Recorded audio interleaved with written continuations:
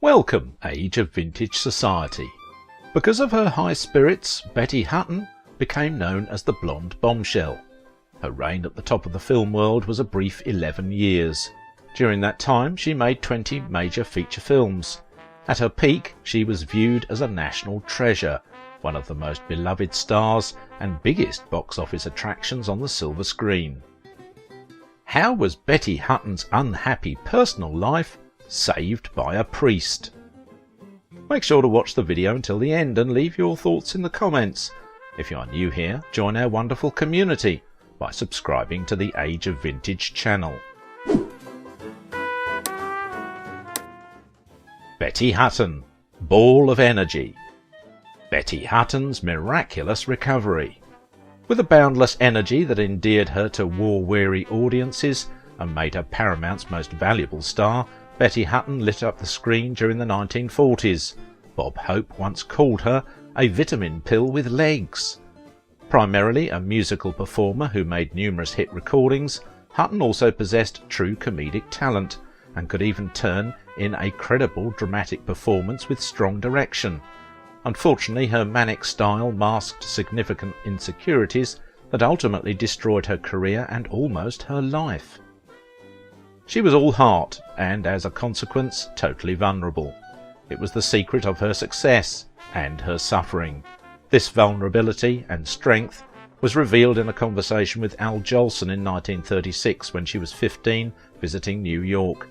"Mr. Jolson, I'm so scared." And he said, "Good kid, I throw up before each show," he said.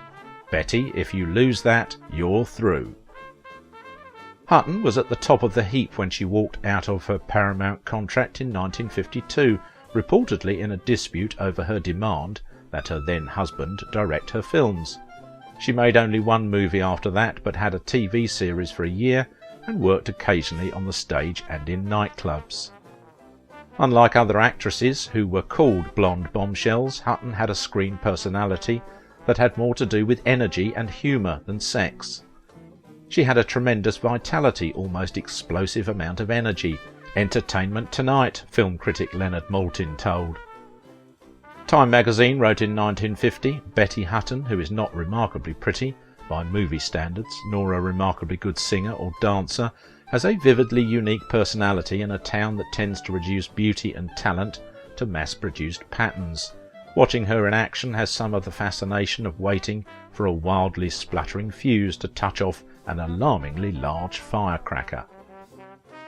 Betty Hutton was glittering Hollywood star of the 1940s. Hers would have been a tragic ending, like so many in Hollywood, but for a miraculous intervention.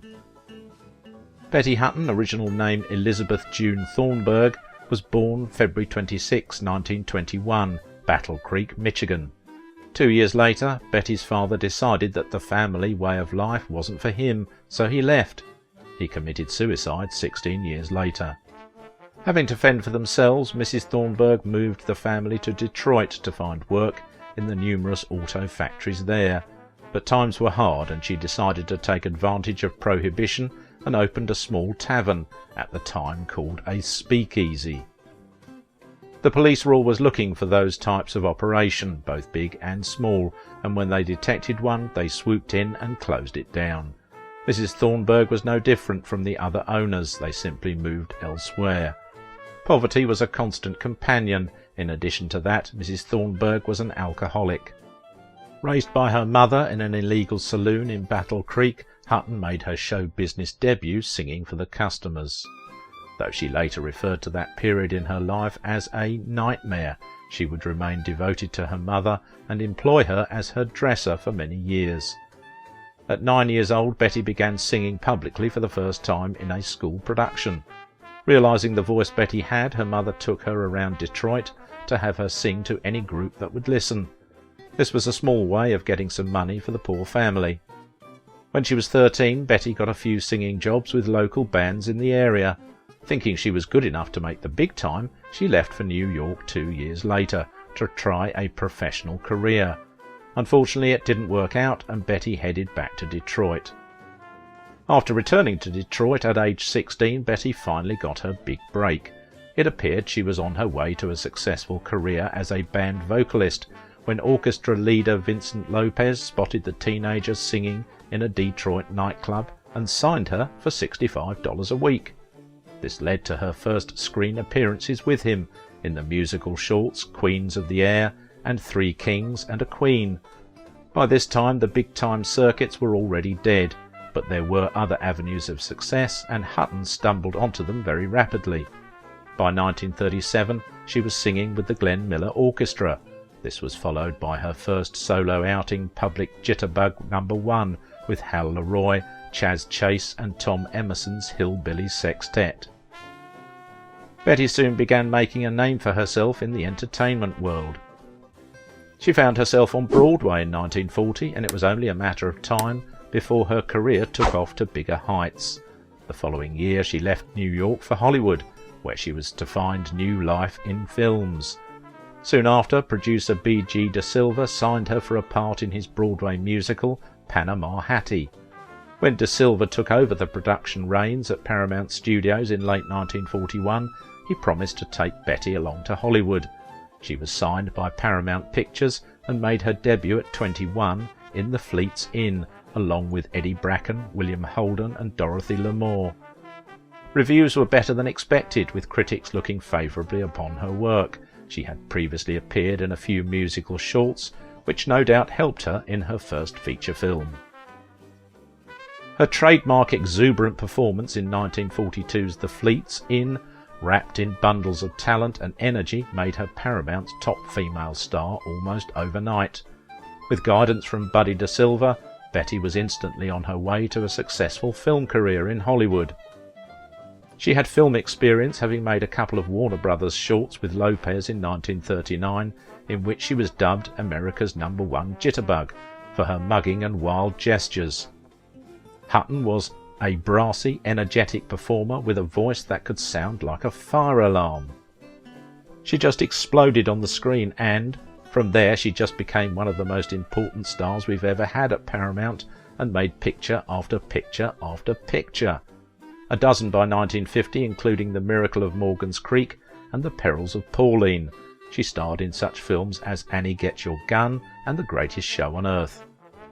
In 1942 she became one of the first artists to sign with the newly formed Capitol Records. Over the years she recorded several hits for the label, but soon became unhappy with the company because every song they gave her was from one of her films.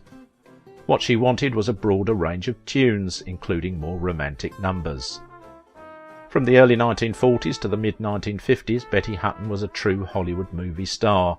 Nevertheless, 4 failed marriages, an inability to manage money, and a reputation for being difficult to work with all eventually took their toll. The final straw for Betty's short but illustrious career in Hollywood was her disagreement with studio execs that led to walking out on her contract. An unfortunate addiction to prescription drugs quickly descended upon the fallen star. Boycotted by every studio in Hollywood, Hutton returned to the nightclub circuit and the recording studio. In her movies, Hutton was mostly called upon to throw herself about in numbers like Murder He Says in Happy-Go-Lucky 1943. That same year, however, she had one of her few straight roles in Preston Sturges' The Miracle of Morgan's Creek, as a woman who cannot recall the father of her sextuplets.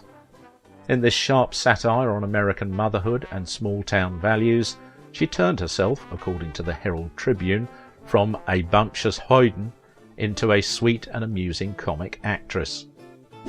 Hutton was teamed up again with Lamour in And the Angels Sing, and played 2 sisters after Bing Crosby in Here Come the Waves. She continued to make similar toned musicals for Paramount through the 1940s, until MGM borrowed her for Annie Get Your Gun, after Judy Garland was suspended for unprofessional behaviour.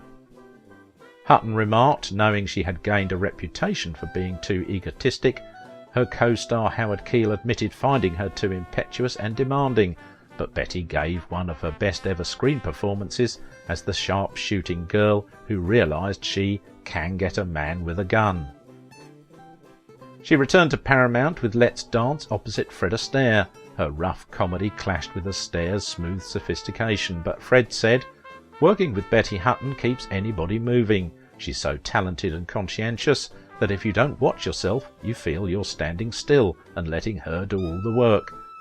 Hutton then played the trapeze artist in Cecil B. DeMille's The Greatest Show on Earth, torn between fellow artiste Cornel Wilde and circus manager Charlton Heston. She left Paramount shortly afterwards when the studio refused her demand that her second husband, choreographer Charles O'Curran, direct all her movies.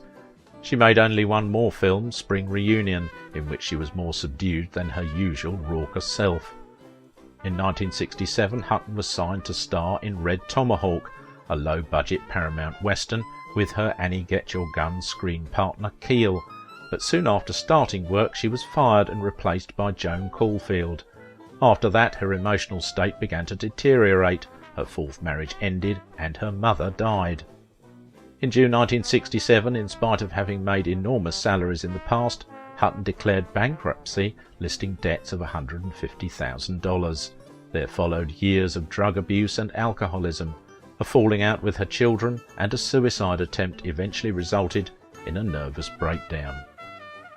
In an interview at the time, she said, "I'm so mixed up and blue, I just can't take any more setbacks. I don't even have many friends anymore because I backed away from them. I think things are going to go right for me again. I'm not old, I'm old enough, but I photograph young, thank God, and I still get fan mail. I don't know where it's all going to lead." Without warning, her career and world collapsed virtually overnight. Betty's tumultuous childhood came back to haunt her, and along with it an addiction to prescription pills that almost ended her life. Betty disappeared from the public eye until 1974, when she was discovered living with and caring for priests, Father Peter Maguire in a Catholic rectory in Rhode Island. With his help she regained her strength and began working as a rectory cook and housekeeper, leaving only once in 5 years to undergo treatment in a mental hospital. News of this did not reach the public until 4 months later, when an interview in the Weekly Darcy's newspaper brought a flurry of reporters to the rectory.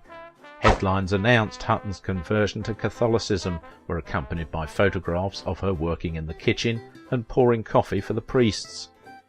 The publicity provoked 35,000 letters, and comedian Joey Adams and restaurateur Arthur Roback held a Betty Hutton love-in at a New York restaurant. The affair raised $10,000 for the actress, who stated emphatically that she was not planning a comeback, and made her way back to the rectory. Interest in her and her life returned to the forefront. She began writing a book in 1970 as a means to explain the chain of events that led to her downfall. Sadly, she never finished writing it. In the 1970s, with the help of the priest, Betty managed to turn her unhappy personal life around.